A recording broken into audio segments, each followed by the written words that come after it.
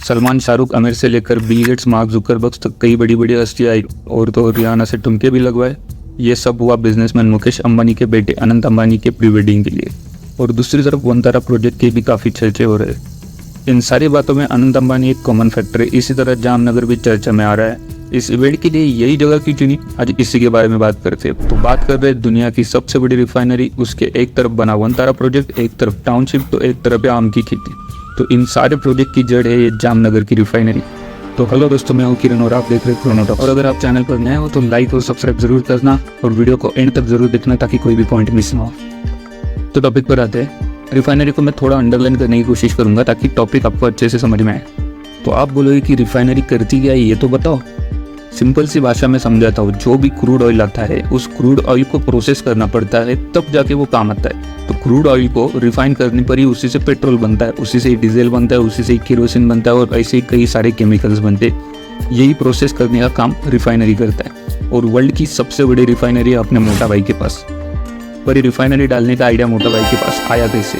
तो ये उनका सपना है जो मेरे सबसे बड़े आइडल है मिस्टर धीरूभाई अंबानी। उन्होंने सोचा हम छोटे लेवल पे रिफाइनरी बनाएंगे तो महंगी पड़ेगी, तो बनाएंगे तो बड़े लेवल पर ही। बड़े लेवल पे बनाएंगे तो उसका कॉस्टिंग भी सस्ता पड़ेगा। पर बड़ी लेवल पर यानी कितना बड़ा देखते। प्लांट का फेज 1 बना था जो 5000 एकड़ में फैला था। 31 किलोमीटर में उसका कंस्ट्रक्शन हुआ। 350 मेगावाट के पावर प्लांट लगे, 2 केमिकल प्लांट, 105 मील की रोड बनाई गई, 3000 फैमिली के रहने के लिए जगह बनाई गई। और ये सारा काम इन्होंने किया 1999 में। अब आप सोचोगे कि इसमें तो काफ़ी समय लगा होगा, तो आपको जानकर हैरानी होगी कि ये सब कुछ बनाया गया सिर्फ 3 साल। पर ये था सिर्फ फर्स्ट फेज। सेकंड फेज की बात तो अभी बाकी है दोस्तों। अब बात करते हैं सेकंड फेज की। सेकंड फेज कितना बड़ा था? अब आप जरूर सोच रहे होंगे कि मोटा भाई तो अपने बाप के पैसे पे ऐश कर रहा है। तो ऐसा बिल्कुल भी नहीं है, क्योंकि सेकंड फेज जब बना उनके पिताजी एक्सपायर हो चुके थे। दोनों भाइयों में बंटवारा हो चुका। तो ये जो सेकंड फेज बनाया गया वो अकेले के दम पर बनाया गया, और वो भी फर्स्ट फेज से भी हटकर बनाया गया था। हम देश के सबसे बड़े रिफाइनरी की नहीं बल्कि दुनिया की सबसे बड़ी रिफाइनरी की बात कर रहे हैं, जिसे बनाने में 1,65,000 टन कंक्रीट लगा, 1,38,000 टन का स्टील लगा। भाई इतने स्टील में तो 15 आईफिल टावर बन जाते। और उसके एरिया की बात करें तो वो लंदन से भी बड़ा है। आप सिर्फ सोचकर देखो कि लंदन देश भी छोटा है इस प्रोजेक्ट के सामने। ये जितना बड़ा प्रोजेक्ट है उतने ही लोगों की मेहनत लगी है इसके पीछे। एक टाइम पर 80,000 वर्कर काम किया करते थे। 8,000 वेल्डर, 8,000 कारपेंटर और 6,000 फिटर हमेशा मौजूद रहते थे। 18,000 किलोमीटर की इलेक्ट्रिक केबल, 20,000 किलोमीटर की पाइपिंग और 250 किलोमीटर की रोड बनाई गई। जामनगर के इस रिफाइनरी की वजह से अंबानी का ऑयल बिजनेस में होल्ड है, जो सिर्फ इंडिया तक ही सीमित नहीं बल्कि अरामको जैसी बड़ी कंपनी भी अंबानी से पार्टनरशिप करना चाहती है। ओके, मुझे पता है आप सोच रहे होंगे कि इन सब का शादी से क्या मतलब है। तो जानते हैं, इस रिफाइनरी के आसपास देखोगे तो आपको एक हरा भरा एरिया दिखेगा।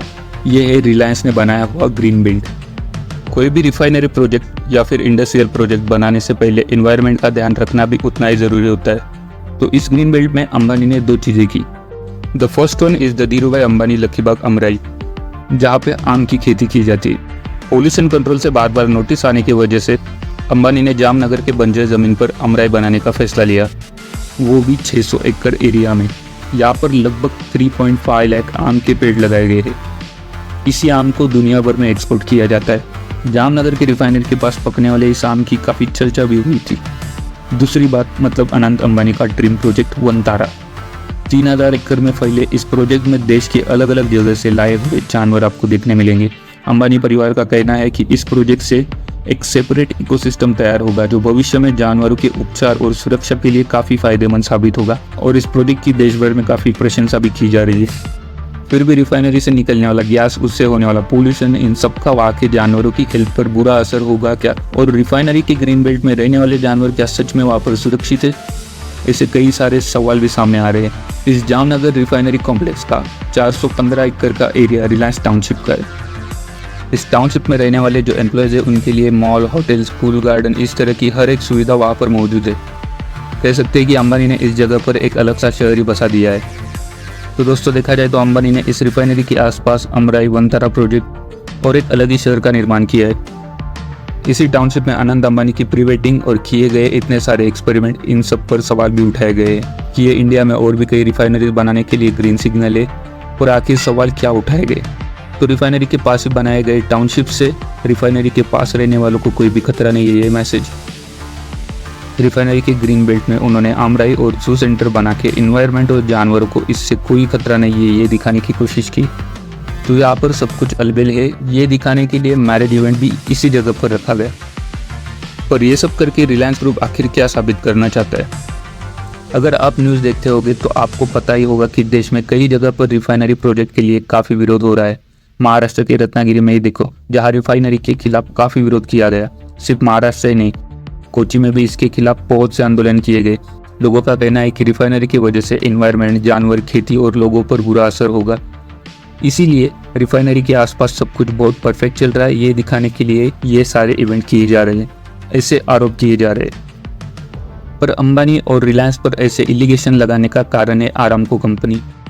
सऊदी अरेबिया की इस ऑयल जायंट कंपनी का महाराष्ट्र के कोकन की रिफाइनरी में लगभग 50% के शेयर है, ऐसा बोला जाता है। आरामको और रिलायंस के पार्टनरशिप के चर्चे तो सबको पता है। आरामको के चीफ को जामनगर के इवेंट्स में भी इनविटेशन था।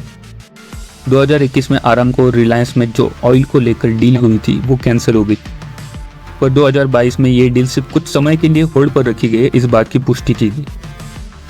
इस डील से फायदा ये होगा कि जामनगर की रिफाइनरी की क्षमता बढ़ेगी, रिलायंस को देश के बाहर और आरामको को इंडिया में इन्वेस्टमेंट करने के रास्ते खुल जाएंगे।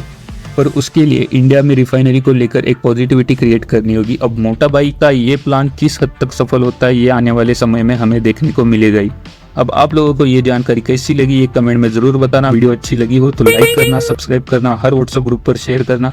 मिलते हैं अगले वीडियो में, तब तक के लिए गुड बाय।